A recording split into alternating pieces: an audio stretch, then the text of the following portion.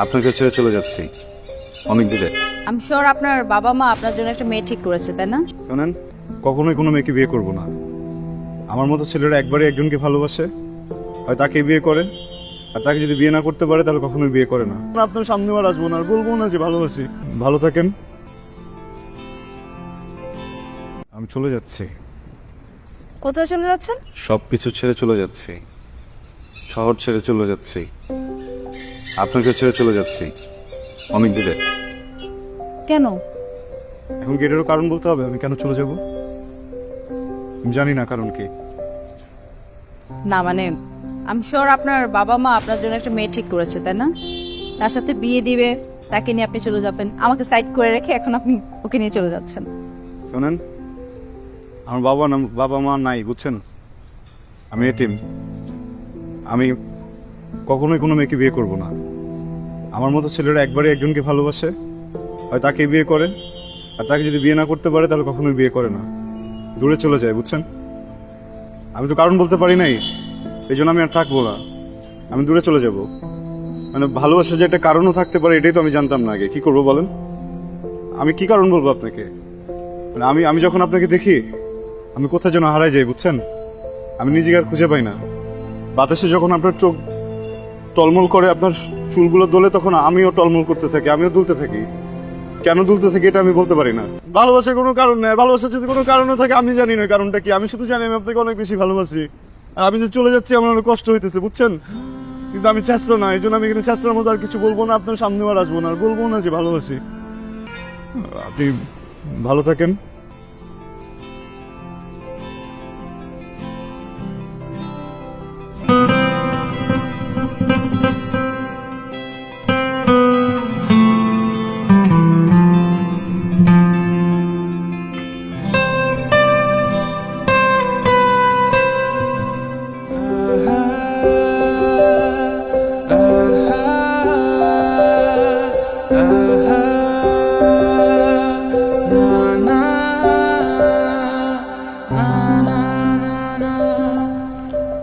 মানুষের মন ও মস্তিষ্ক একই সাথে যদি কাউকে চেয়ে থাকে এবং তারই চাওয়া যদি সত্যি হয়, পবিত্র হয়, তাহলে সে কখনো খালি হাতে ফেরে না। আমিও ফিরিনি। সায়রাও আমাকে ভালোবেসে ফেলল, কিন্তু তার ফ্যামিলি চাইতো সে যেন একজন ডাক্তার ছেলেকে বিয়ে করে। আমার মতো আইটি ফার্মে জব করা কোনো সাধারণ কাউকে না। কিন্তু সায়রা তার সিদ্ধান্তে অটল ছিল। ভালোবাসার মানুষকে সে হারাতে দিবে না, দেয়নিও সে। এক সন্ধ্যায় খুব সাধারণভাবে বেলি ফুলের মালায় আমরা দুজনকে বরণ করে নিলাম। যদিও আমাদের কাছে সেই মুহূর্তটি ছিল অসাধারণ।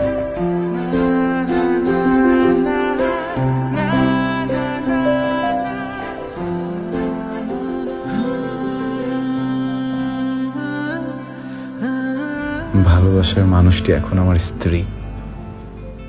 এই অনুভূতি আমি পৃথিবীর কোনো শব্দ দিয়ে ব্যাখ্যা করতে পারবো না। এ যেন এক অনির্বচনীয় সুখানুভূতি। আমাদের সুখের রাজ্যে চাঁদের আগমন ঘটল। রাইয়ের জন্মের পরে আমরা যেন আরো পরিপূর্ণ। আমরা যেন অবিচ্ছিন্ন তিনটি আত্মা। হাসি, ঠাট্টা, আনন্দে আমাদের দিন কিভাবে চলে যাচ্ছে আমরা তা টেরও পেলাম না। রাই একটু একটু করে বড় হতে লাগলো।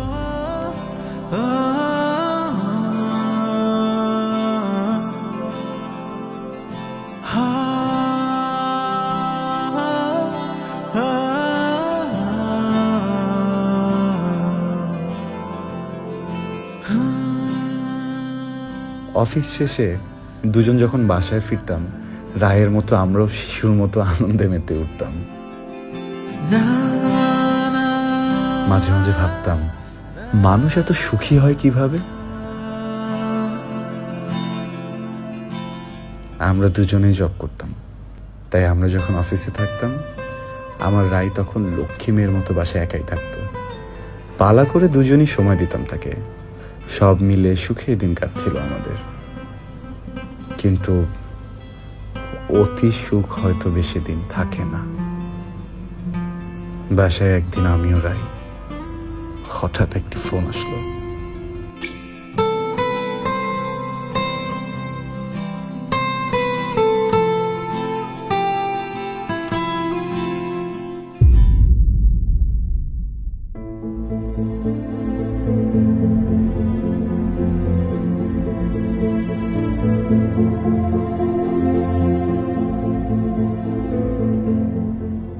আসলে ভাইয়া যখন মনে হয় রাস্তা পার হতে গেছিল, গাড়িটা সরাসরি এসে এখানে আঘাত করে। মাথা থেকে অনেক রক্তক্ষরণ হয়েছিল। লোকজন যখন নিয়ে আসে তখন আমরা স্পট ডেট পাই। সরি ভাইয়া, আমরা আসলে বাঁচাতে পারিনি।